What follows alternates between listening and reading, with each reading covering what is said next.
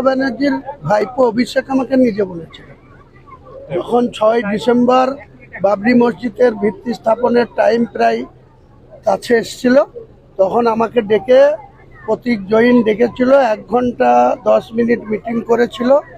একটাই বক্তব্য, বাবরি মসজিদ করা যাবে না। কেন করা যাবে না?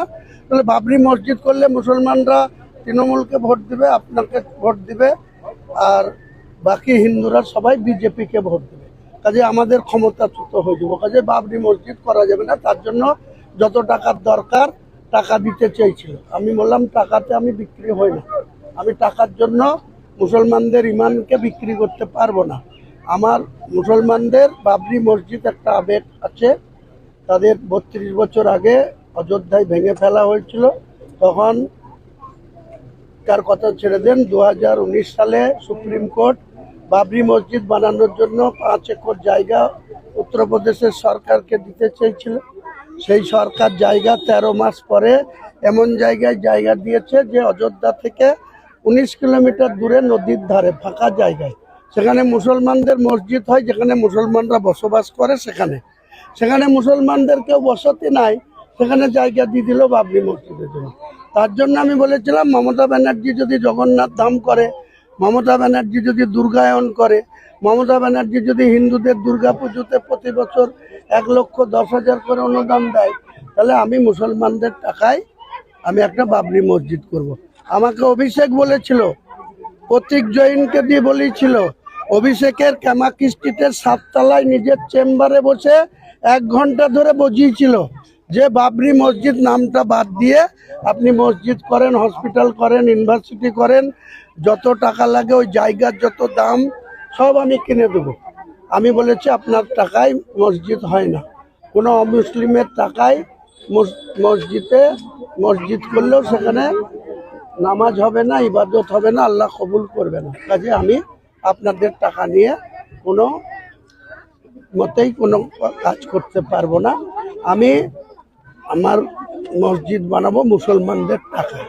তখন আমাকে একদিকে যে উত্তম গড়াই এখানকার এসডিপিও, এখানকার যার কাছে আমি জমি কিনতে গিয়েছি তাদেরকে রাত্রিতে তুলে নিয়ে এসে আমাকে যাতে জমি না দেয়, যাতে আমি বাবরি মসজিদের ভিত্তি স্থাপন না করতে পারি, তার জন্য বেলডাঙ্গার আইসি সুমিত তালুকদার এবং এসডিপিও উত্তম গড়াই কতজনকে প্রেসার দিয়েছে। আজকে সুমিত তালুকদার নাই, 1 দিন অপেক্ষা করেন। এখনো সুমিত তালুকদার পুরো তৃণমূলের ক্যাডারের ভূমিকায়, তার একটা সিকিউরিটি থাকার কথা, সে 5-6 জনকে ফোর্স নিয়ে দাপিয়ে বেড়াচ্ছে নওদা থানায়, রেজিনগর থানায়, শক্তিপুর থানায়, বেলডাঙ্গা থানায়, তৃণমূলের ক্যাডারের ভূমিকা পালন করছে। আজকেই চিফ ইলেকশন কমিশনকে ওর বিরুদ্ধে মেল করছি। বাবরের নামে আমার যায় আসে না, আমি ওই নামটা দিলে ভাবাবেগকে প্রভাবিত করা যাবে। 3, উনি কি বললেন, 1000 কোটি টাকা চাই, 300 কোটি টাকা আমরা রেখে দেব, যেমন বিহারে অমুক রেখেছে। অর্থাৎ এটা কিন্তু পুরোদস্তুর তদন্ত সাপেক্ষ, এটা তদন্ত হওয়া উচিত। তিনি কি বলছেন, পিএমওর সঙ্গে আমার যোগাযোগ আছে, কোন অফিসারদের সঙ্গে যোগাযোগ আছে, তদন্ত দরকার। তিনি বলছেন অসমের মুখ্যমন্ত্রীর সঙ্গে যোগাযোগ আছে, অন্য রাজ্যের সঙ্গে যোগাযোগ আছে, শুভেন্দু অধিকারীর সঙ্গে যোগাযোগ আছে।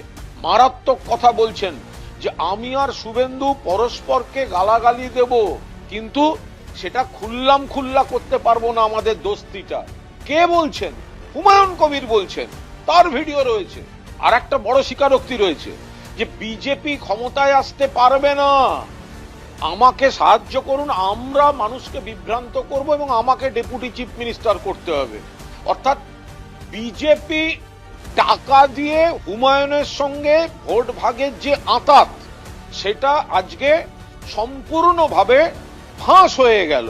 আমরা এর যতগুলো কনসার্নড এজেন্সি আছে পুরোদস্তুর তদন্ত চাই, যে এই 1000 কোটি টাকার দাবি করতে পারে বা চাইতে পারে, কতখানি কে পেল, ও এখনো যে খরচা করছে সেটা কিসের টাকা, হেলিকপ্টার কোথার থেকে আসছে, তার মানে এই গোটাটা একটা স্ক্যাম। আমরা এই স্ক্যামের তদন্ত চাই এবং নীতিগতভাবে যে ভয়ঙ্কর আঁতাতটা, আগুন নিয়ে খেলা, এই আঁতাতটা ফাঁস হয়ে গেছে। এটা বাংলার মানুষ এই বিজেপিকেও চিনে নেবেন আর হুমায়ুন কবিরকেও চিনে নেবেন।